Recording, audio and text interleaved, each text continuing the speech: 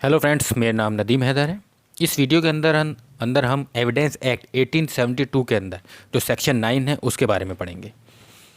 देखिए, जैसे कि ऑलरेडी मैं आपको बता चुका हूं कि सेक्शन 5 से लेकर जो सेक्शन 55 है एविडेंस एक्ट के, वो रिलीवेंसी ऑफ फैक्ट के बारे में बात करते हैं। मतलब कौन कौन से फैक्ट्स जो हैं वो रिलीवेंट होंगे, कोर्ट में आप एज ए एविडेंस के तौर पर पेश कर सकते हैं, उनके बारे में बात करता है। तो जो सेक्शन 9 है, सेक्शन 9 भी ऐसे ही कुछ चीज़ों के बारे में बताता है कि कौन कौन से फैक्ट्स जो हैं जो कोर्ट में एज ए एविडेंस के तौर पर आप दे सकते हैं, पेश कर सकते हैं और वो रिलीवेंट होते हैं।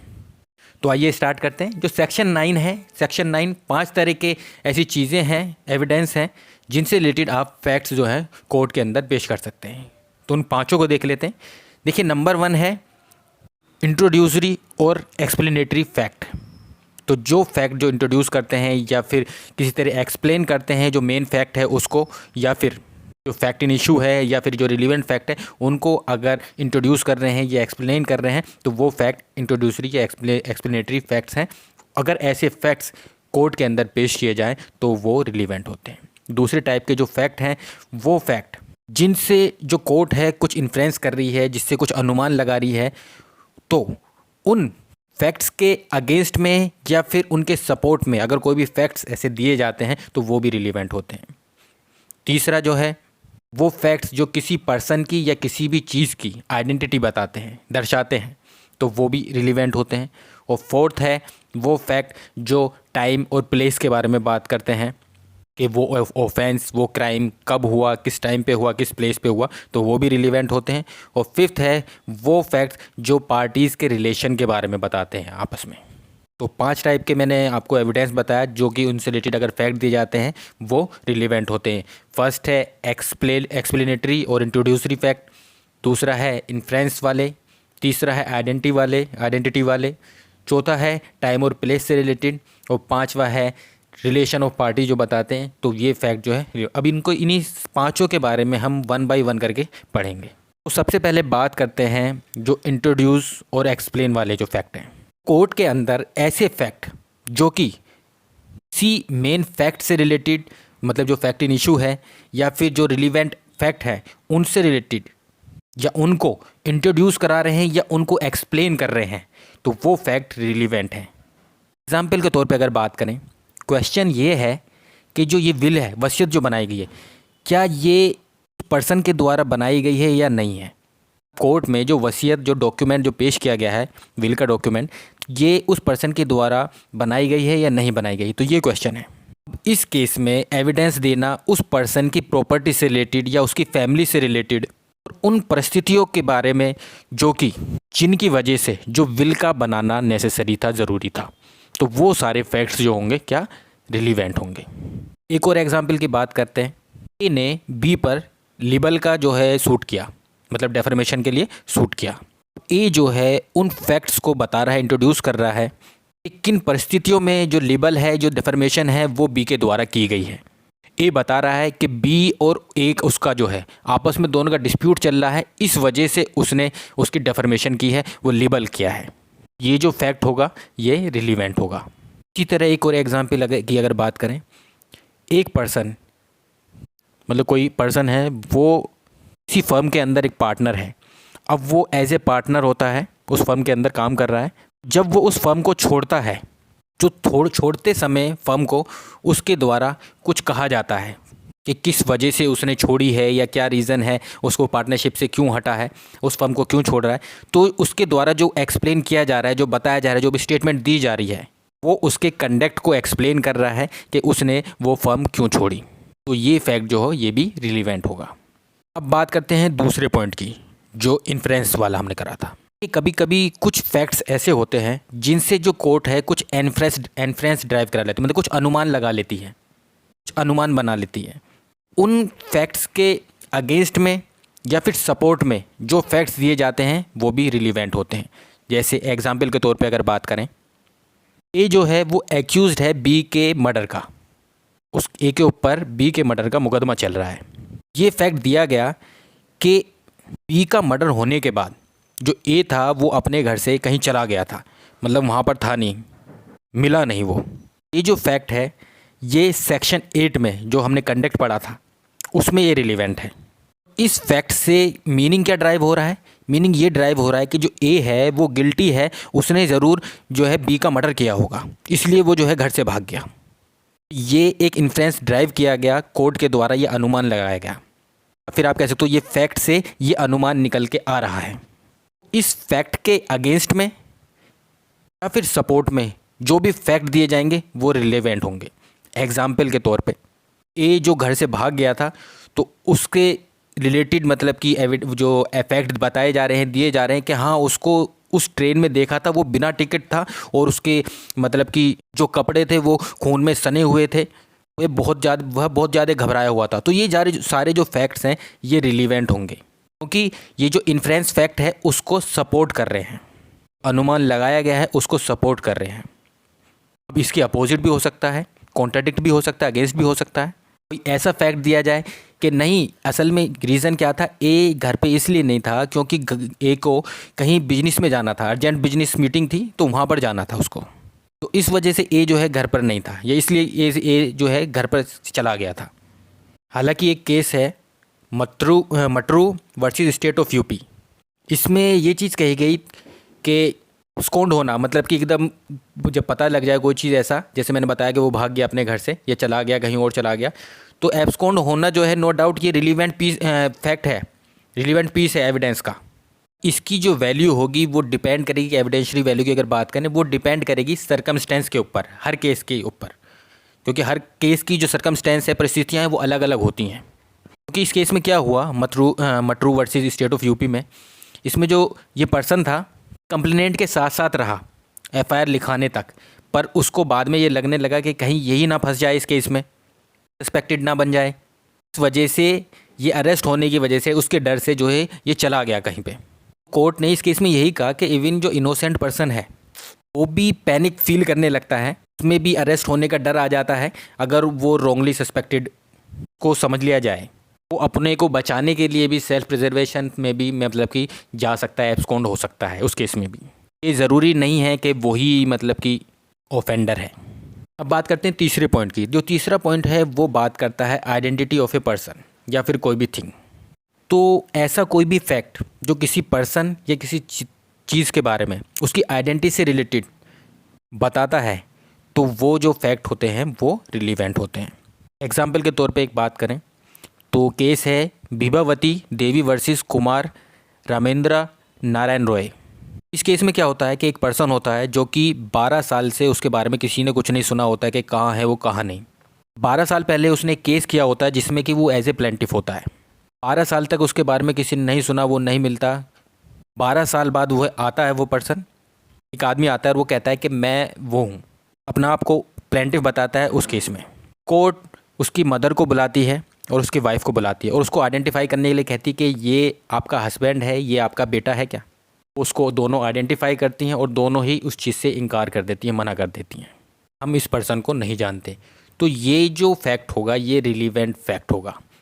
अब देखिए आइडेंटिटी से रिलेटेड कुछ भी फैक्ट दिया जा सकता है, जैसे उसकी एज इतनी थी, हाइट ये है, साइज के बारे में, उसके कॉम्प्लेक्स के बारे में, उसकी वॉइस के बारे में कि आवाज़ ऐसी थी, भारी थी, मोटी थी, हैंड राइटिंग के बारे में कि ये उसकी हैंड राइटिंग है या नहीं है, ये आइडेंटिफाई करना।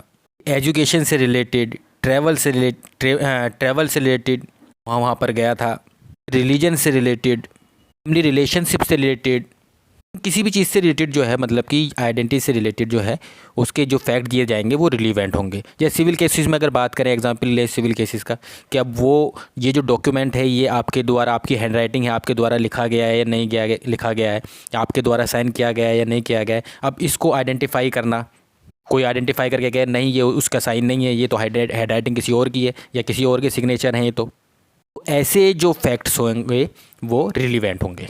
अगर एक और केस की बात करें तो एक केस था Ram Lochan versus state of West Bengal.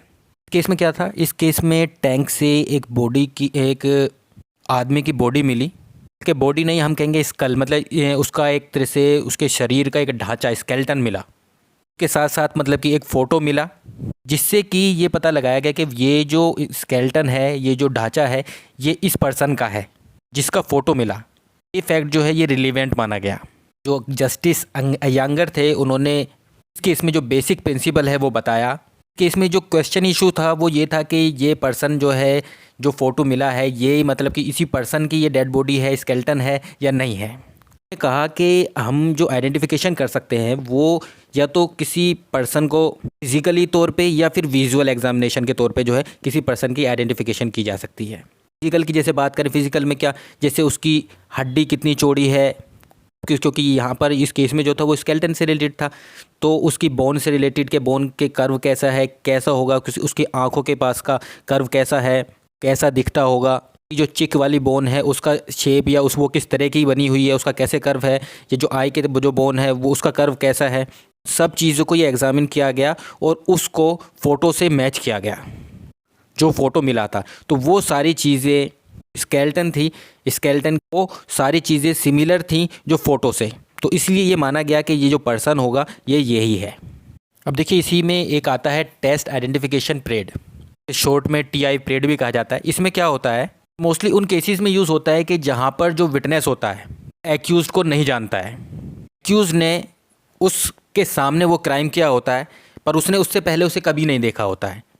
अब पुलिस आती है, पुलिस कहती है कि तुम्हारे सामने ये क्राइम हुआ है, क्या तुमने उसको देखा है? तो वो पर्सन कहता है कि हाँ देखा तो है, पर मैंने उसको जानता नहीं हूँ, पर अगर आप उसको मेरे सामने लाके खड़ा करोगे तो मैं उसको पहचान लूँगा कि ये पर्सन था या नहीं था। तो टेस्ट आइडेंटिफिकेशन परेड में क्या होता है, पुलिस ऐसे केसों में जो काफ़ी सारे जो सस्पेक्टेड होते हैं, इन्होंने ये क्राइम किया होगा, हो सकता है इनमें से कोई सा हो, तो उन सबको लाके आगे खड़ा कर दिया जाता है और जो विटनेस होता है वह उनको देखकर जो है वो पहचानता है कि उनमें से कौन वह पर्सन था जिसके द्वारा वो ऑफेंस किया गया है। देखिए ये ज़रूरी नहीं है कि जो टेस्ट आइडेंटिफिकेशन परेड जो है खाली उसको देख के, ये उसकी वॉइस से भी हो सकता है, उसको वॉइस को पहचान के। मान लीजिए जो ऑफेंडर है, जो एक्यूज़ है, जब वो ऑफेंस कर रहा हो, कुछ बोल रहा हो और वो उस विटनेस ने वो सुन लिया हो कि ये उसका बोलना, पर वो उसका ठीक से चेहरा ना देख पाया हो क्योंकि लाइट कम थी या कुछ भी रीज़न हो सकता है, पर वो वॉइस से अच्छी तरह उसको पहचान सकता है। तो ये है वॉइस के ज़रिए भी जो है टेस्ट आइडेंटिफिकेशन परेड हो सकता है, मतलब किसी पर्सन को आइडेंटिफाई किया जा सकता है। जैसे कि एक केस था, इसमें क्या हुआ था कि रात का टाइम होता है और जो एक्यूज़ड है वो एक रिक्शा करता है, रिक्शा हायर करता है और रिक्शा हायर करके वो जो पर्सन होता है जिसका उसे मर्डर करना होता है उसके वहाँ तक जाता है, उसके घर तक, और वहीं सामने से एक टेप जो है शॉपकीपर से टेप खरीदता है।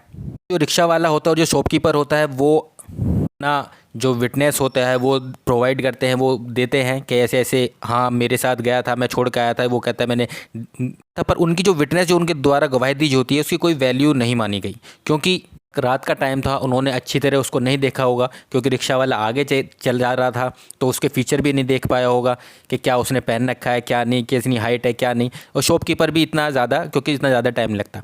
पर जिसका मर्डर हुआ था, जिस पर्सन का, उसके जो 2 फ्रेंड थे, उन्होंने एक्यूज़ से लगभग 7 से 8 मिनट तक जो है बात करी थी, तो उनके द्वारा ये आइडेंटिफिकेशन दी गई, जो गवाही दी गई उसको रिलीवेंट माना गया। इसमें यही कहा गया कि जो सुप्रीम कोर्ट के द्वारा पहली चीज़ तो ये कही गई कि जो अगर फुल डार्क नाइट भी थी तो तब भी इसका मतलब ये नहीं कि टोटली डार्क था, को भी अगर छोड़ के बात करें, मतलब अगर किसी पर्सन को हम लाइट में देखते हैं तो हो सकता है हम उसकी शेप से, बॉडी शेप से, क्लॉथ से पूरी तरह से नहीं देख पा रहे, मतलब उसको उससे पहचान लें या कोई उसने क्या पहन रखा है, किस तरह से वो चल रहा है उससे पहचान लें। इसके साथ साथ हम इसमें बताया कि अगर उसकी वॉइस से भी हम उसको आइडेंटिफाई कर रहे हैं तो ये फैक्ट भी जो रिलीवेंट होगा। आवाज़ पहचानने के लिए किसी लाइट की उजाले की ज़रूरत नहीं है। जो एविडेंस टेस्ट आइडेंटिफिकेशन परेड से जो मिलता है वो एविडेंस सिर्फ कोरोबरेट करने के लिए यूज़ किया जाएगा। असल में क्या है, ये टेस्ट आइडेंटिफिकेशन परेड जो है ये काफ़ी लेंथी टॉपिक है, तो इसको एक हम अलग से इसके लिए वीडियो बना लेंगे। तो इस वीडियो में हम इतने रहने देते हैं शॉर्ट में, इसको बस ये है कि आपको समझ में आ जाए कि टेस्ट आइडेंटिफिकेशन परेड होता क्या है, ये किस सेक्शन में आता है। अब बात करते हैं 4th पॉइंट की, जो बात कर रहा था टाइम और प्लेस के बारे में। कोई भी ऐसे फैक्ट जो ऑफेंस के, क्राइम के, उसके होने का टाइम बता रहा है या प्लेस बता रहा है, तो वो फैक्ट भी जो है रिलीवेंट होंगे इस सेक्शन के अंदर, सेक्शन 9 के अंदर। अगर कोई फैक्ट दिया जा रहा है कि ये जो क्राइम है इस टाइम पर हुआ या इस टाइम से हुआ, ये जो भी रिलीवेंट फैक्ट है, जो फैक्ट इन इशू है या उससे जो रिलीवेंट फैक्ट है उससे रिलेटेड, अगर कोई भी टाइम से रिलेटेड, उस टाइम वो अकेली थी तो उस टाइम पर ये हुआ होगा रात को, एक्यूज़ ने ये टाइम निकाल कर वहाँ से गया होगा, तब उसने वो क्राइम किया होगा, इतने बजे तक वहाँ उसे पहुँचने में इतना टाइम लगा होगा वहाँ तक।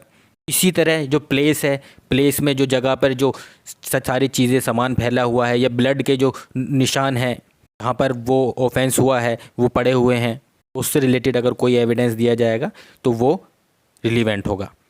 सुप्रीम कोर्ट ने लगभग ऑलमोस्ट जो क्रिमिनल केसेस होते हैं उनमें ज़्यादातर ये होना चाहिए कि जितने भी जो भी ब्लड सैंपल लिए जाने चाहिए जो पड़े हुए हैं आसपास, उनको केमिकल एग्जामिनेशन के लिए उनको भेजा जाना चाहिए। उनसे जो भी सैंपल और रिपोर्ट जो भी आएगी उसको जो प्रोड्यूस हो रही है उस सैंपल से जो लिया गया है वहाँ से, वो कोर्ट के सामने पेश करनी चाहिए उसकी रिपोर्ट।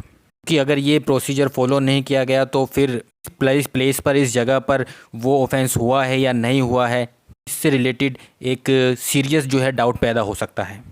फिफ्थ पॉइंट की बात करें, फिफ्थ पॉइंट बात करता है रिलेशन ऑफ पार्टीज़। इससे रिलेटेड जैसे पहले भी मैं एक एग्जांपल दे चुका हूँ लिबल वाला। मैंने आपको बताया था कि ए जो है बी पर जो है लिबल का केस करता है कि इसने मेरा डिफर्मेशन किया है। अब ए एविडेंस के तौर पर ये पेश करता है, ये फैक्ट पेश करता है कि हमारा ऑलरेडी पहले से डिस्प्यूट चल रहा है, आपस में कोई रंजिश चल रही है, तो इस वजह से इसने जो है ये लिबल किया है, जानबूझ के किया है। इस तरह से रिलेशन बता रहा है दोनों पार्टी के बीच में क्या रिलेशन है। तो इस वीडियो के अंदर इतना ही। Thank you very much. एक बार जल्दी से एक बार पॉइंट देख लेते हैं कौन कौन से हमने इसमें पढ़े। 5 पॉइंट पढ़े। एक्सप्लेन एंड इंट्रोडक्शन, दूसरा इन्फ्रेंस, तीसरा आइडेंटिफिकेशन से रिलेटेड, चौथा टाइम और प्लेस से रिलेटेड, पांचवा रिलेशन ऑफ पार्टी से रिलेटेड। तो ये 5 जो है इस चीज़ों से रिलेटेड अगर कोई भी एविडेंस फैक्ट दिया जा रहा है तो वो रिलीवेंट होगा। Thank you.